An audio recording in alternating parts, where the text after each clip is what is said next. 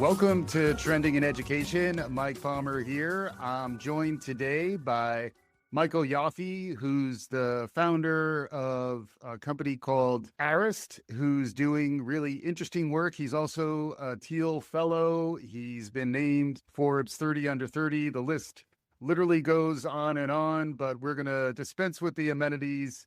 Michael, welcome to Trending in Education. Thanks so much. Super excited to be here. Yeah, you're already a serial entrepreneur, which is a credit to you in terms of your, I was going to say prodigiousness. What is a prodigy's, like the noun form of a prodigy, the abstract concept, but the fact that you've been able to kind of like crack the code a little bit in terms of getting things done. We're going to want to get into all that, but I'd love to hear it. I think our listeners too, in your own words, how do you tell your story these days? How did you get to this point? So I've been obsessed with education for as long as I can remember. My parents are both refugees, and education was pretty critical in their ability to, build a great life for our family.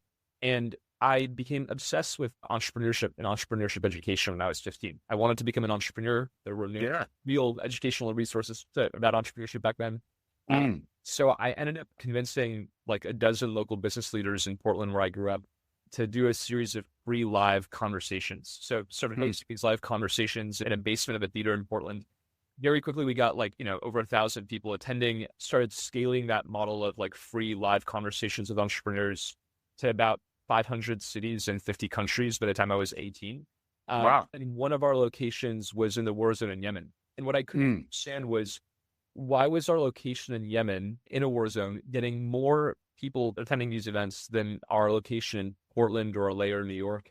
Right. What I started realizing was that in Yemen, educational resources were incredibly limited, right? But there was a huge demand for learning. There was no internet access. So you couldn't take a video course. You couldn't be there, couldn't send people there. And at some point we realized that, the best way to deliver learning in a place like Yemen is via text message. And so with a few professors at Harvard and Babson College to build the first text message course, was unbelievably effective. Like we saw unbelievable completion rates, engagement rates. And we realized that like if you meet people where they are and make learning digestible and conversational size, everything gets better. Like for the past, in the past few decades, we've forced people to go somewhere to learn. We've forced people to go to a platform, to a classroom. And what we're obsessed with is like, let's just meet people where they are. Let's bring learning. Right.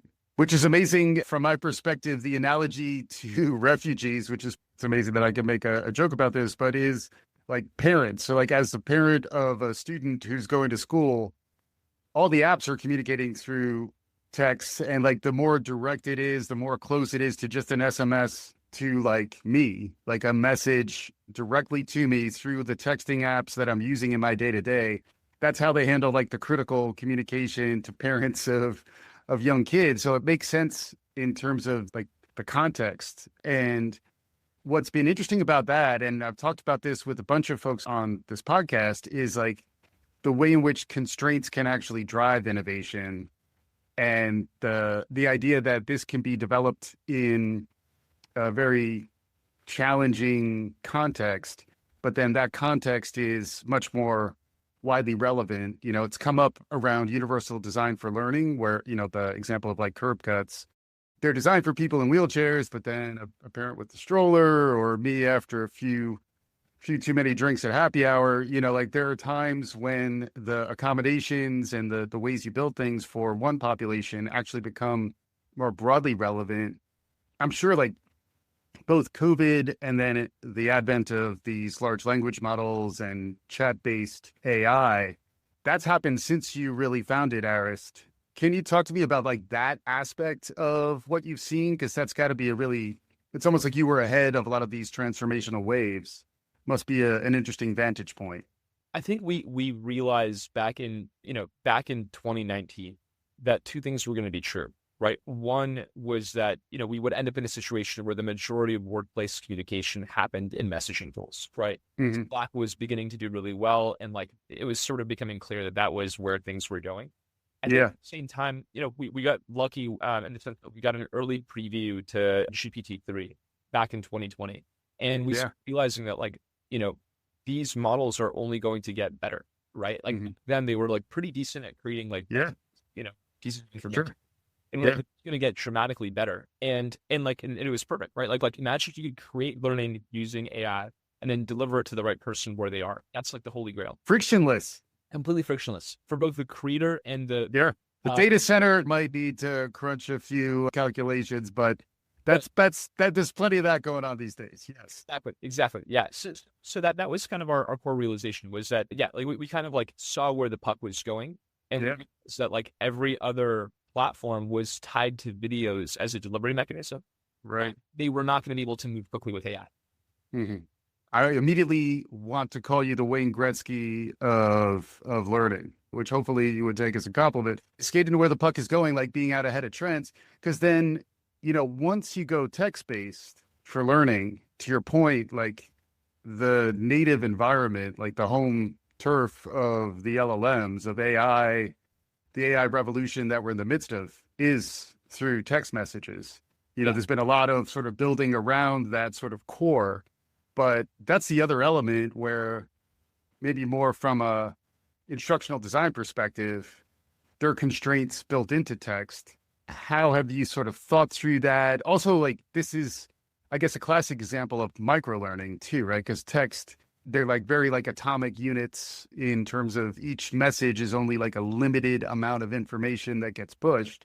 How has that side of things worked? So a few things that we think about often is conciseness forces clarity, right? So if you ask a learning designer and you ask them to explain, or a subject matter expert, and you're like, hey, I want you to explain neuroscience or like a neuroscience concept to me. Yeah. The natural inclination of any teacher or learning designer is going to be to give a lot of content, right? And to explain as much as possible.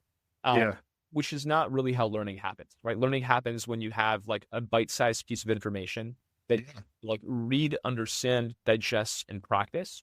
Move on to the next piece of information. And it doesn't, I think one of our challenges with microlearning as a term is that it connotes that something is less than, right? It connotes that is like less important or less significant.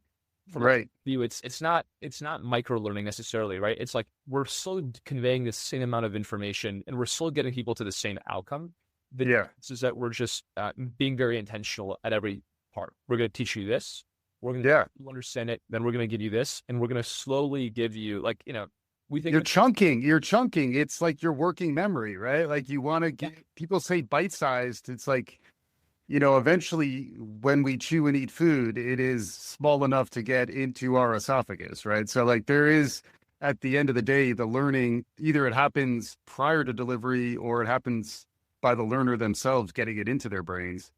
But like there is an element of right sizing the information to get it into something that I can consume, digest, process. In this sense, the constraints of text messaging is forcing your sort of instructional operation to kind of be small to begin with, which makes it easier for the end user to process. Exactly. The way we think about it is that instead of giving somebody a rock, we're giving them a ton of grains of sand, right? Yeah. And they're not eating them though, right? Like this we're not supporting eating sand, just for our listeners. We're talking metaphorically. And then how do you think about the voice of the instruction, which is another thing that, I worked at Kaplan test prep, started as a test prep teacher, which is really kind of more of a coach or a tutor.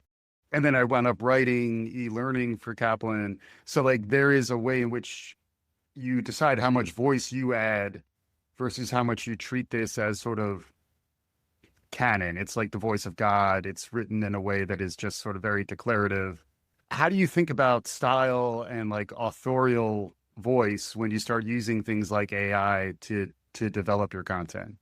Yes. So, making it feel really human matters a lot, right? So we've trained sort of Arist to be very conversational, use emojis thoughtfully, right? Like, concise to the point, and just like, explain concepts the way that humans explain them, right? Like we a lot through conversations. And so if we mimic that, then we're like in the best spot possible. Yeah. And then you're using like something proprietary on the back end, or you're using one of the main transformer LLMs that are out there? A mix.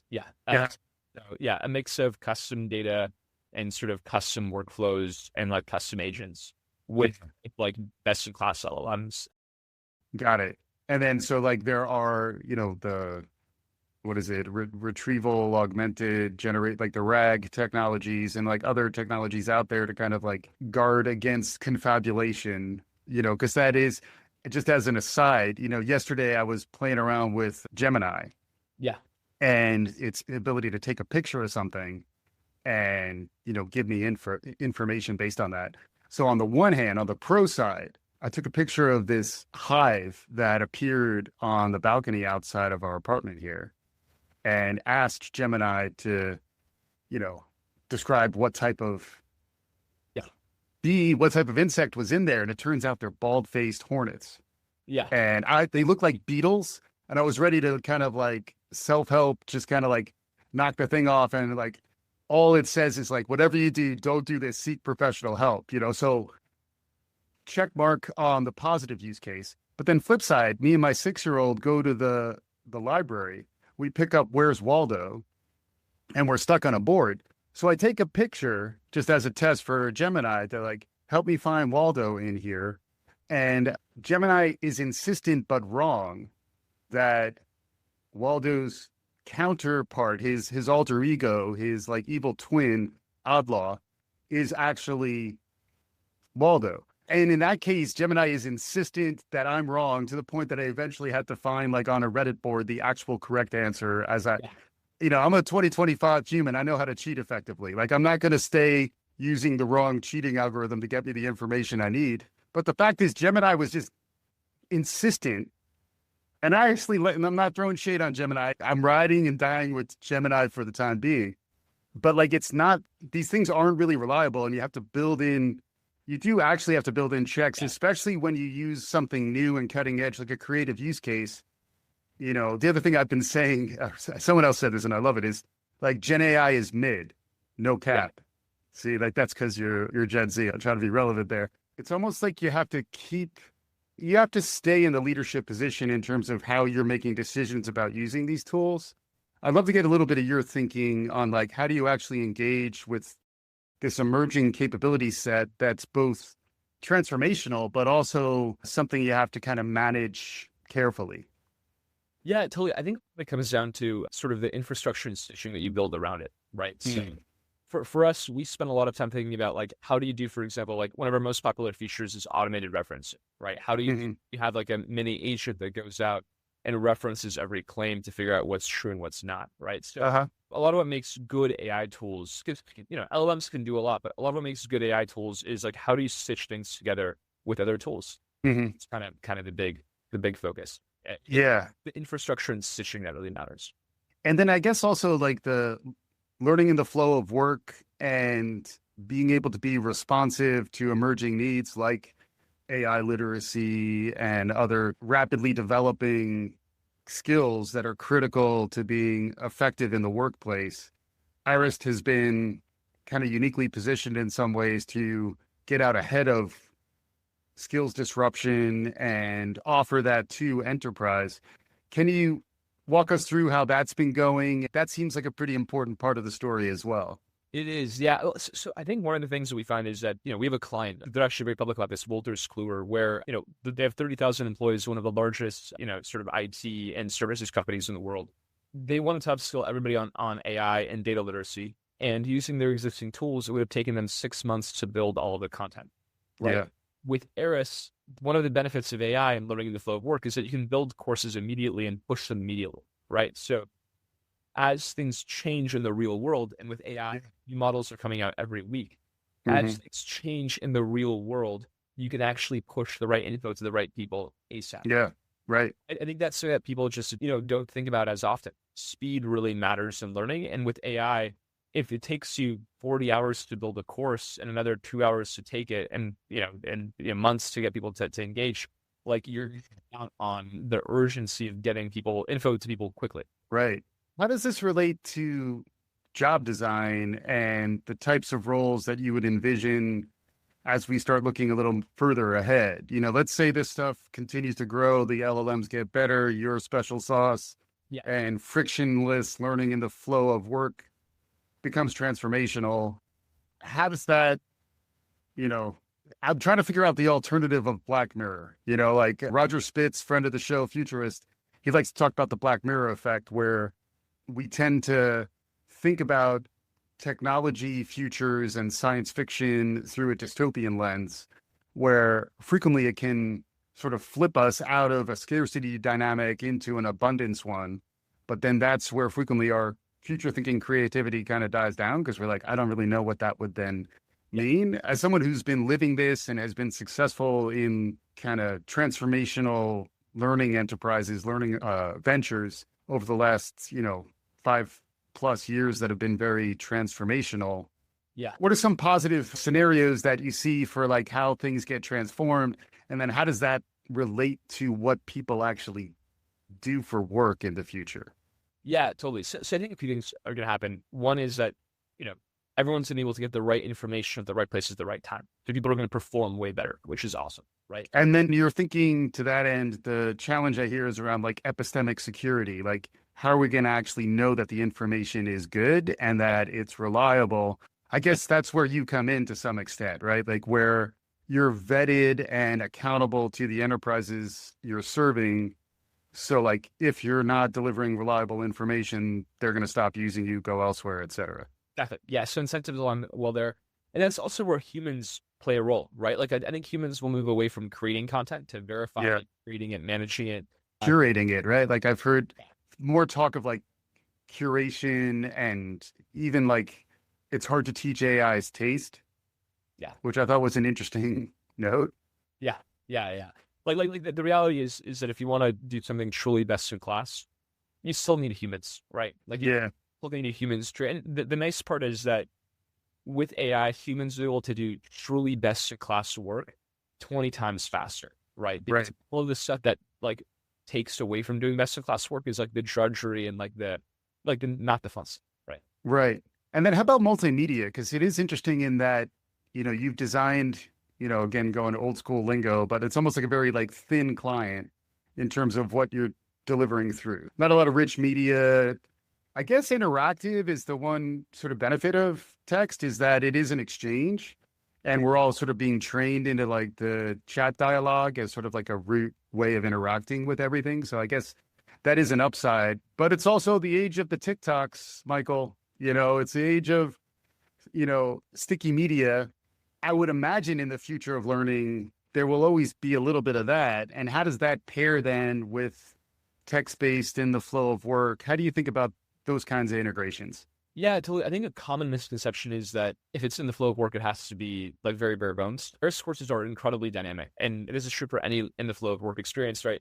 We can embed videos, we can embed images, we can embed podcasts, we can embed audio, we can embed. Oh, wait, hang on.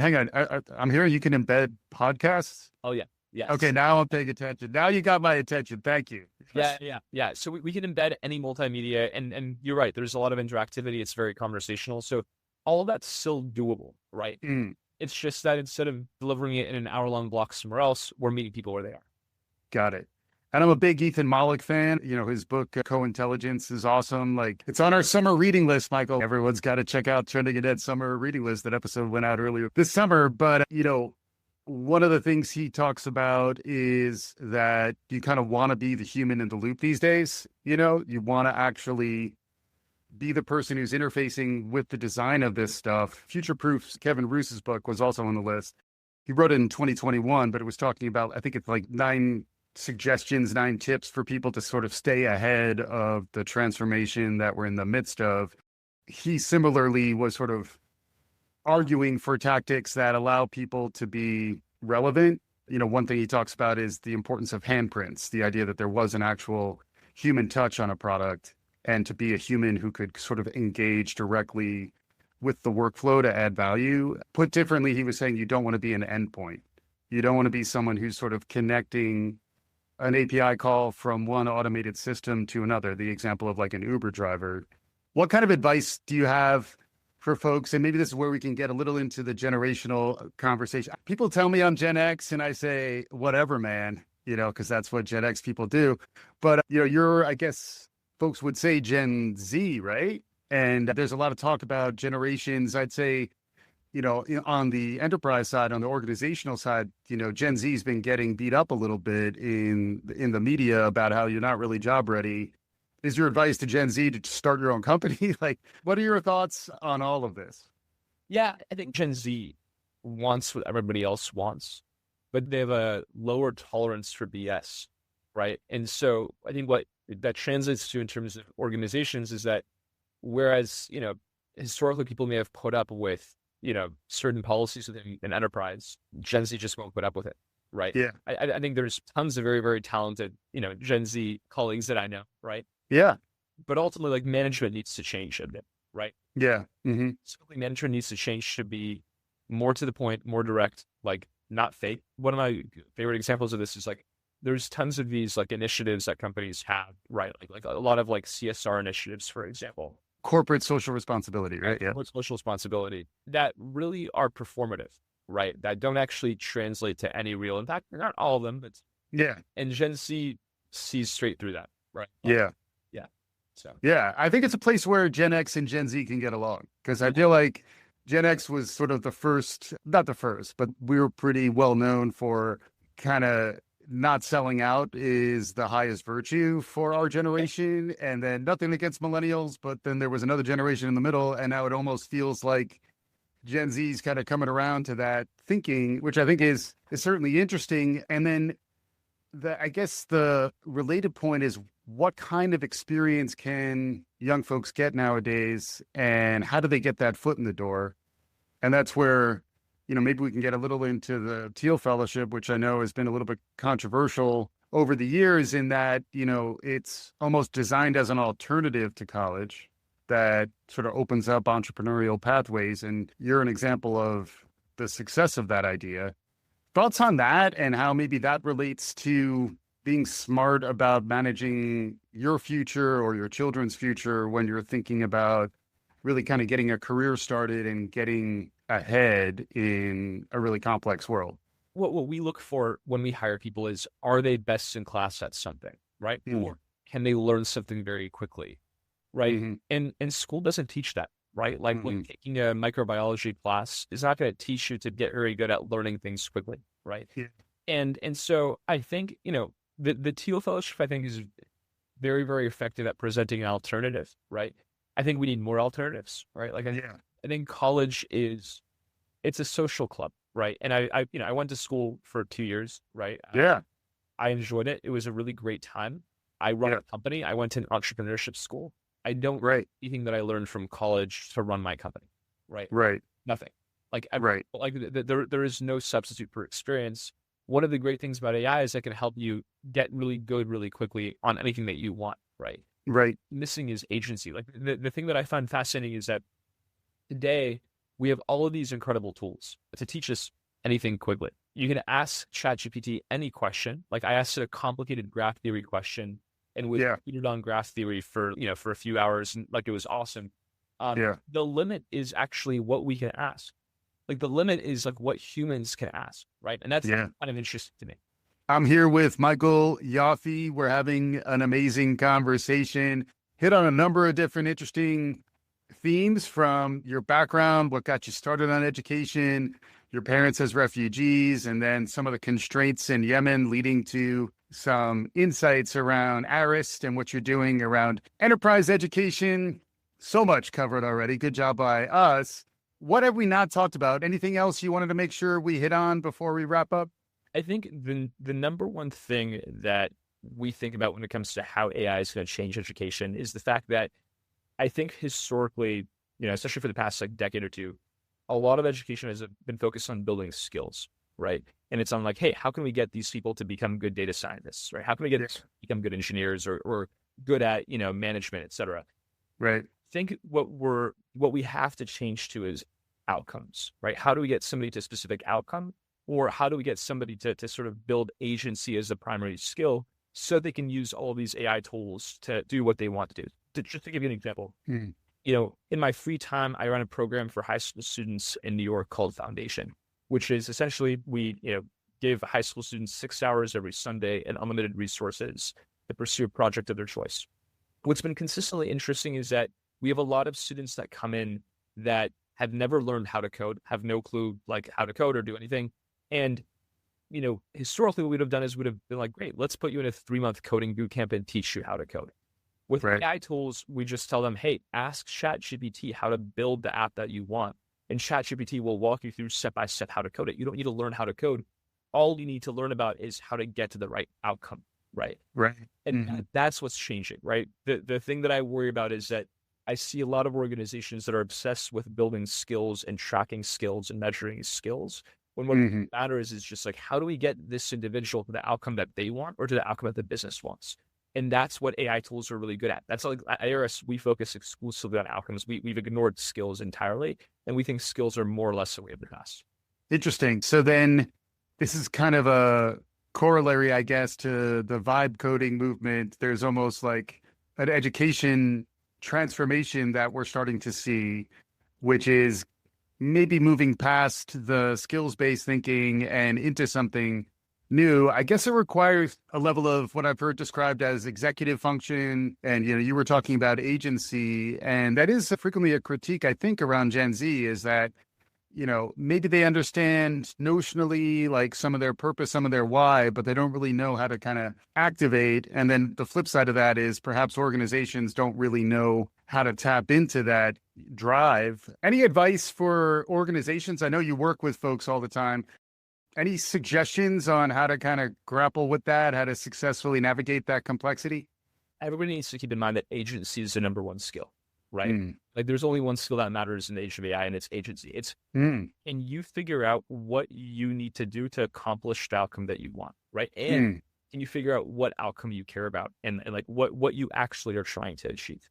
The challenge is that schools are not built to teach agency. They're built to teach skills. And you end up in a situation where a student starts believing that to achieve something, they first need to go to college or they first need to achieve this skill, right? And that we're actually like through our current education system encoding the belief that there are barriers before you can achieve something, which is not true, right? The reality is like you can do anything. Like as a student, you can just ask ChatGPT like, hey, I want to start an ice cream store. How do I do that? You don't need a business degree, right? You just ask GPT how to do it. So if I was running an educational institution, the number one thing that I'd be focused on is like, how do we help Gen Z in particular learn agency as a skill and teach agency? I mean, there's a magical thing that happens with students when you tell them, and we see this at Arist in our courses as well, when you tell them like, this is the outcome that I'm going to help you achieve. And even though you don't believe that you're going to be able to achieve this outcome, by the end of this basic series of steps, you will achieve this. And then they achieve it and they're like, oh my God, I didn't realize that I could do this. People are capable of far more than even they think they are capable of. It's just that we, from an educational point of view, we artificially limit our students by putting up blockers, right? That's the main problem from my point of view. Yeah, it does immediately lead me to Steve Jobs and his reality distortion field where you can get people to believe in themselves. They can do amazing things. Before we wrap up, maybe a little more thinking about the role of the teacher then, or the role of the leader or the instructor. There's a lot of talk about durable skills and the fact that we need to, again, on the skills framework. So I'm falling into the trap a bit, but what do we need perhaps on the leadership side? What's the evolution there? What's a good mental model, I guess, for interacting with folks in a way that helps them thrive? I think the role of a teacher is going to shift to becoming curator and facilitator and mentor more than teacher, right? And I think most of the knowledge and most of the step-by-step guidance will happen with AI, and AI is very good at doing that in a personalized manner. Like Alpha School is an example here, right? The role of the teacher becomes helping students figure out what is it that they want to achieve, right? And having those hard conversations of like, what is it that you deeply care about and want to achieve? And then from there, helping students like get the resources and the mentorship and the guidance and pushing them a bit to be even more ambitious, right? Like that's really the role of the teacher is like, how do you push students to become as ambitious as possible versus, hey, I'm going to teach you chemistry. No. The teacher should instead be like, hey, what is the most interesting and ambitious chemistry project that you as a student could do that will help you, like achieve something interesting? And how do we help you achieve that? That's the real question. Yeah. It's interesting you mentioned Alpha School. I talked to Mike Yates at the Reinvention Lab for Teach for America, And he was talking about, rather than AI literacy, AI dexterity, which is the ability to use AI in service of a cause, some objective to your some outcome for yourself, for your community, for your organization, I guess in some cases. And it does, make me think a little bit about critical thinking and maybe a deeper dive into what's necessary to be AI literate or AI dexterous in the case of dexterity. What do you think it takes? What's missing for folks? The thing that consistently comes up at Arist, right, is that, look, if you are an employee at a Fortune 500 company, or if you are a student with a ChatGPT Pro license, you have access to more knowledge and more capability than like anybody's ever had in human history, right? You have access to like, the equivalent, like a good example is I asked ChatGPT this like really complex graph theory question, right? Yeah. Good, right? It was so good at giving me a really detailed answer and walking me through step by step, right?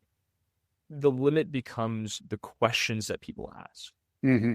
Well, the limit becomes your ability to ask really hard and interesting questions. So what's funny is that as models develop and as models become exponentially better, like most humans, most Americans, right, are asking ChatGPT really basic questions. The limit is us, not the model, right? The number one thing that we can do to increase AI dexterity is to help people ask better, smarter, and more interesting questions of these models, right? Mm-hmm. To up our ambition, right? Keep pushing our ambition higher. I love that. And I'm a big believer in human work in the future is going to become obviously more AI enabled, but also I'm imagining more entrepreneurial. I would hope that there is sort of a, 1,000 points of light, to use the old term or phrase, around like more bottom up generative, kind of like almost like the creator economy. Like now there's a more empowered capability there where rather than just, kind of goofing around on TikTok, you could actually build something that could solve real problems. Yeah. Amazing stuff here with Michael Ioffe. The company's called Arist. He's doing interesting things. We're going to include links to all this in the show notes. As folks head back to the rest of their lives, Michael, concluding thoughts, some takeaways? Number one concluding thought is just focus on agency, right? Focus on how you can make people more agentic and really use AI as much as you possibly can and push the limits of what the AI tools can do. And the number one most important thing, which we at Arist are obsessed about, is meet people where they are, right? If you have the world's greatest content, but it lives 20 clicks away from where somebody spends their time, you're not going to get the outcomes that you want. So meet people where they are, bring learning to people, focus on agency, and you'll have incredible educational outcomes. Amazing stuff with Michael Ioffe. I hadn't heard of the agentic thing turned around for humans. So I'm going to take that away from this conversation where there's a lot of talk about building agents, but the agents we really have to build is human agency, probably first and foremost. Michael, thank you so much for joining me on today's episode. Thank you. So thrilled to be here, and thanks for taking the time. All right. And for our listeners, if you like what you heard, please subscribe, tell your friends, do all the good things. We'll be back again soon. This is Trending in Education.